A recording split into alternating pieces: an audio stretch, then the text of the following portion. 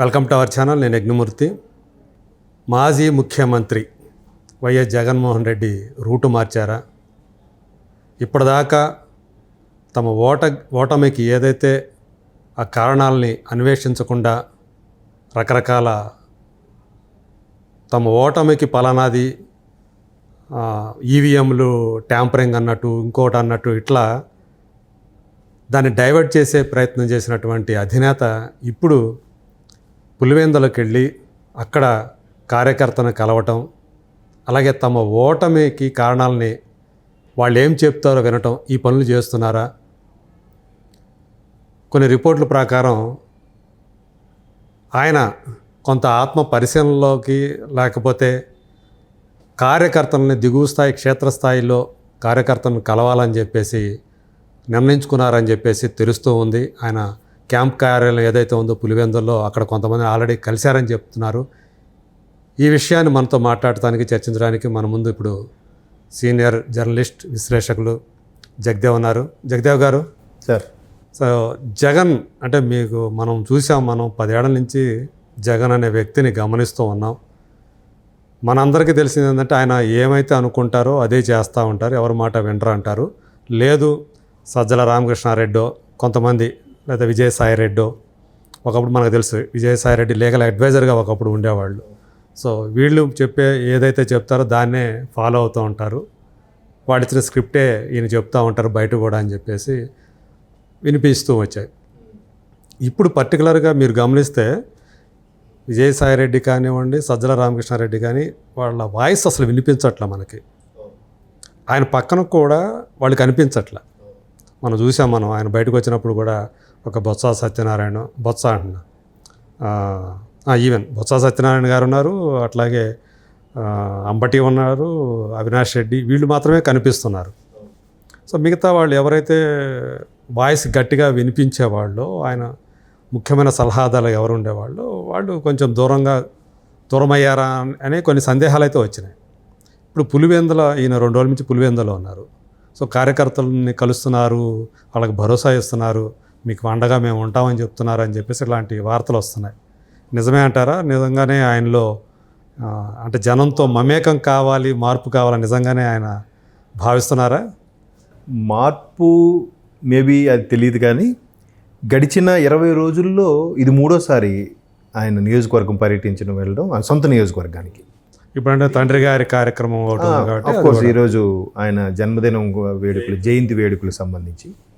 అయితే ఇక్కడ మీరు అన్నట్టు అది మార్పా లేదంటే అయ్యో మనం ఇప్పటికైనా తేరుకోకపోతే రాబోయే రోజుల్లో తనకి కానీ పార్టీకి కానీ మనుగడ ఉండదేమో అనే భయంతోనా తెలియదు, కానీ గడిచిన 20 రోజుల్లో 3వసారి అని చెప్తున్నాం కదా. అది ఇక్కడ రకరకాల వార్తలు, కథనాలు వినిపిస్తున్నాయి. మొదటిది ఏంటంటే ఆయన కాంగ్రెస్తో విభేదించి బయటకు వచ్చాక పార్టీ పెట్టినప్పటి నుంచి 2019లో గవర్నమెంట్ ఫామ్ అయ్యే వరకు ఆయన వెనుక కొంతమంది తిరిగేవారు. ఆ మంది అంతా కూడా 2019లో ఆయన ముఖ్యమంత్రి అయిన తర్వాత వాళ్ళు ఎవరూ లేరు. అంతవరకు పార్టీ గవర్నమెంట్ ఫామ్ చేయకపోయినా, పార్టీ నుంచి ఏమీ ఆశించకపోయినా, పార్టీ వాళ్ళని ఏమి చూడకపోయినా వాళ్ళ భుజస్కంధాల మీద పార్టీ జెండా మోసారు. 19లో ముఖ్యమంత్రి అయిన తర్వాత ఈయన వాళ్ళని పెడచెవిన పెట్టాడా, లేదా వాళ్ళే విసుగు చెంది మనకు ప్రాధాన్యత లేదని చెప్పి తప్పుకున్నారో తెలియదు, కానీ అసలు సిసల కార్యకర్తలు మాత్రం 19 తర్వాత ఆయన వెనక లేరు అనేది ఒక వైసీపీ సామాన్య కార్యకర్త యొక్క ఆవేదన. ఇది ఎట్లా తెలిసిందంటే, నాకు పులివెందుల, ఈ నర్సరావుపేట, కడప రీజన్ను, లేదంటే ఉమ్మడి గుంటూరు, ఒంగోలు రీజన్కి సంబంధించిన రూరల్ ఏరియాలో కొంతమంది మిత్రులు నాకు ఉన్నారు. ఓకే, అంటే కొలీగ్స్గా చేసినప్పుడు కానీ, చదువుకున్న రోజుల్లో కానీ, వాళ్ళందరూ కూడా జగన్మోహన్ రెడ్డి 2019 తర్వాత ఈయన కాదబ్బా, అసలు 2019 ముందు ఆయన స్పీచ్ మాట్లాడితే గూస్ బంప్స్ వచ్చేవి, ఒక్క పేపర్ కూడా చూడకుండా మాట్లాడేవాడు. ముఖ్యమంత్రి అయిన తర్వాత ప్రతి చిన్న విషయం కూడా, ఆఖరికి ఆ రోజు ఓటమి రోజు కూడా పవన్ కళ్యాణ్ గారికి, చంద్రబాబు నాయుడు గారికి శుభాకాంక్ష చెప్పే అంశం కూడా కిందకి చూసే మాట్లాడాడు. మీరు గుర్తుందా మీకు? అవును. అరే మరి 19కి ముందు అంత బాగా మాట్లాడి స్క్రిప్ట్ చూడకుండా మాట్లాడే వ్యక్తి ఇప్పుడు ప్రతి చిన్న విషయం కూడా స్క్రిప్ట్ చూసి మాట్లాడుతున్నారేంటి? ప్రతి పాయింట్ చూసుకొని నెక్స్ట్ పాయింట్ ఏంటి, అది ఈయన కాదు. అసలు ఎందుకు ఆయన బాగా ఆయన ఇష్టపడే వ్యక్తులు లేకపోతే ఆయన ఇష్టపడే వ్యక్తులు ఎందుకు ఆయన దూరం చేసుకున్నాడు అనేది బలంగా నాటుకుపోయింది అసలు ఆల్రెడీ క్షేత్రస్థాయిలో ఉండే వైసీపీ కార్యకర్తలు. అంటే అప్పుడే ఆయన మారిపోయాడు అనే ఫీలింగ్ వచ్చేసింది. అవును, 2019కు ముందున్న జగన్ కాదు ఈయన వేరే. అలాంటిది ఇప్పుడు మరలా ఆయన తెలుసుకునే ప్రయత్నం చేస్తున్నట్టే అనిపిస్తుంది. తెలుసుకోకపోతే ఇంకా ఆయన ఇష్టం, అది మనం ఏం చేయలేం. కానీ ఇప్పుడు అందరూ ఏం చెప్తున్నారు, ఏవే లోపాలు మొన్న ఫస్ట్ టైం కడపకి వెళ్ళినప్పుడు కూడా కౌంటింగ్ అయిపోయిన తర్వాత అక్కడ గ్రామస్థాయి పెద్దలు కానీ రాజశేఖర రెడ్డి గారి హయాంలో బాగా అనుయాయులుగా ఉన్న వ్యక్తులు కానీ రాజారెడ్డి గారి హయాం నుంచి ఆ కుటుంబాన్ని నమ్ముకున్న వ్యక్తులు కానీ కొంతమంది పర్సనల్గా వచ్చి కలిసి కొన్ని రకాల విషయాలు చెప్పారట. ఒకటి, ఇతని మీద ఉండే ఇట్లా ఎవరిని దగ్గరని చేరనివ్వట్లేదని అభిప్రాయం ఒకటి. రెండవది, అవినాష్ రెడ్డి గారి కుటుంబ సభ్యులను దగ్గరికి చేర్చడం కూడా మన పార్టీకి మన కుటుంబానికి కొంత అప్రదిష్ట వచ్చింది అనే అంశాన్ని కూడా చూచాయిగా చెప్పారట. అంటే ఎందుకో మొదటి నుంచి మనం చూస్తే అవినాష్ రెడ్డి ఆ విషయంలో అవినాష్ రెడ్డి చెప్పాడు, తను అది చేయలేదు అంటే కొన్ని ఎలిగేషన్స్ ఏవైతే ఉన్నాయో అవును ఆ విషయంలో ఆయన చాలా నిర్దోషి, ఎందుకంటే అతనే చెప్పాడు నాకు అని చెప్పడం, ఇది కూడా కొంచెం అతనికి అతని మీద వ్యతిరేక. ఎందుకంటే ఆయన మంచివాడు, చిన్నపిల్లాడు, ఏమీ తెలియదు. ఆయన రాజకీయ భవిష్యత్తును నాశనం చేయడానికి ఎట్లా అంతా బ్యాడ్ ప్రాపగాండా క్రియేట్ చేశారు తప్ప అవినాష్ రెడ్డి చాలా ఉత్తముడని చెప్పే ప్రయత్నమే చేస్తున్నారు. ఇప్పుడు ఈవెన్ మనం వివేకం అనే సినిమా వచ్చింది, అందులో చూస్తే కనుక మ్యాక్సిమం దాని క్యాప్షన్ కూడా సిబిఐ ఛార్జ్ షీట్లో దాఖలు చేసిన అంశాన్ని బేస్ చేసుకుని తీసామన్నట్టుగానే ఉంది కదా. అది ఎంత బాగా జనాల్లోకి వెళ్ళిందంటే ఏమో నిజమేనేమో, ఇదంత క్లియర్గా చూపిస్తుందంటే ఇది వాస్తవమేనేమో, నమ్మని వాడు కూడా నమ్మేలాగే అనిపించింది ఆ సినిమా చూశాక. తర్వాత స్థానికంగా కొంతమంది వ్యక్తులతో మాట్లాడితే లేదు ఇది వాస్తవమే, ఎందుకంటే కడప ఎస్పెషలీ పులివెందుల ఈ రాజకీయం ఇప్పుడు కూడా రాజారెడ్డి గారి ఫ్యామిలీకే సొంతం, వేరే వాళ్ళు ఇక్కడ జెండా పాతడానికి కానీ అడుగు పెట్టడానికి వీలు లేదు అనే ఒక ఫీలింగ్ అయితే ఉండేదంట. సో ఎప్పుడైతే అవినాష్ రెడ్డి గారు ఇక్కడ వచ్చారో అది కాస్త ఇదేంటిది, ఇది ఆ కుటుంబం కాదు కదా, అదే వంశం అయినప్పటికి కూడా ఆ కుటుంబం కాదు కదా, అది వేరే కుటుంబం కదా, ఇది వేరే కుటుంబం కదా, ఇట్లాంటి వచ్చే ఇదే అంశంలో భాగంగా భారతీరెడ్డి గారు కూడా చాలా వరకు బ్యాడ్ అయ్యారు. మన వార్తల్లో కూడా చూసాం, చాలా ట్రోల్స్ కూడా భారతీ గారు చెప్పిందే వింటున్నారు, భారతి మేడం చెప్పిందే చేస్తున్నారు అన్నట్టు కూడా మనం చూసాం. అవును, అసలు బాస్ ఆమె అన్నట్టుగా. Yes, exactly.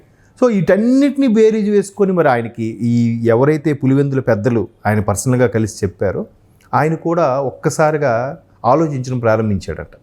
సో ప్రారంభించిన తర్వాత ఇట్లా కలవడానికి వెళ్ళడం ఉంది. అయితే ఇక్కడ ఇంకో అంశం కూడా తెర మీదకి వస్తుంది. ఏంటట, ఇప్పుడు ఈయన 11 మంది సీట్లతో ప్రతిపక్ష హోదా కూడా లేదు, ఇంకా ఏ మొహం పెట్టుకుని అసెంబ్లీలోకి వెళ్ళగలరు, ఈయన ప్రశ్నించే అధికారం ఈయన ఉంటుందా, ఈయనకి అసలు ఆ ప్రతిపక్ష హోదాలో ఆ ఫ్రంట్ సీట్ ఇస్తారా, లేదంటే వెనక ఎక్కడో కూర్చోబెడితే ఏంటి పరిస్థితి, ఎంత అవమానం.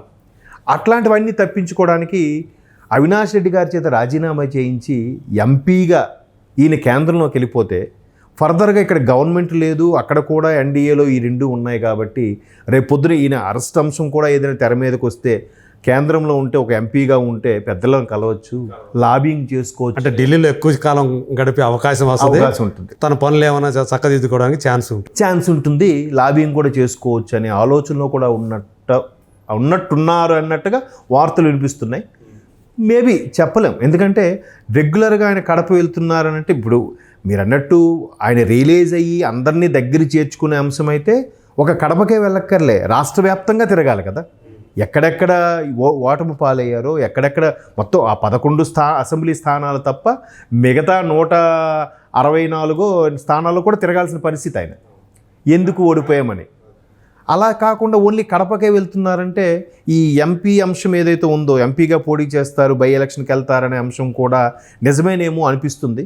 బట్ ఏం జరుగుద్దో చూడాలి. ఒకవేళ అలా గనక చేస్తే ఏమవుతుంది, మీరు ఏంటి వాళ్ళ అభిప్రాయాలు తెలుసుకోవడం కోసం అలా ఏదైనా చేస్తున్నారా? అలా కూడా అయింది, అది అవ్వచ్చు. లేదంటే కడప జిల్లాలో కూడా ఎక్కువ టీడీపీ కూటమి సీట్లు కైవసం చేసుకోవటం, అది కూడా ఆయనకు పెద్ద అవమానం కింద లెక్క కదా. సో మొత్తం మనదే అనుకుంటే ఎంపీ గెలిచారు కానీ మళ్ళీ అసెంబ్లీ ఓడిపోయారు కదా. అవును, చాలా అలా ఓడిపోయారు. ఇంక మీరు అన్నట్టు అది ఉంది, నెక్స్ట్ కార్పొరేషన్ కూడా ఉన్నాయి, అది కూడా కూటమి కైవసం చేసుకుంటే కడప కార్పొరేషను ఏంటి పరిస్థితి? మేబీ అట్లాంటి దృష్టిలో కూడా ఆయన ముందుగా వెళ్ళి పాగా వేసే ఆలోచన ఉందేమో. వెయిట్ అండ్ మనకు అంతే రాబోయే కొద్ది రోజుల్లో మనకి ఏ విషయం క్లారిటీ వస్తుంది. వస్తుంది. Thank you. Thank you.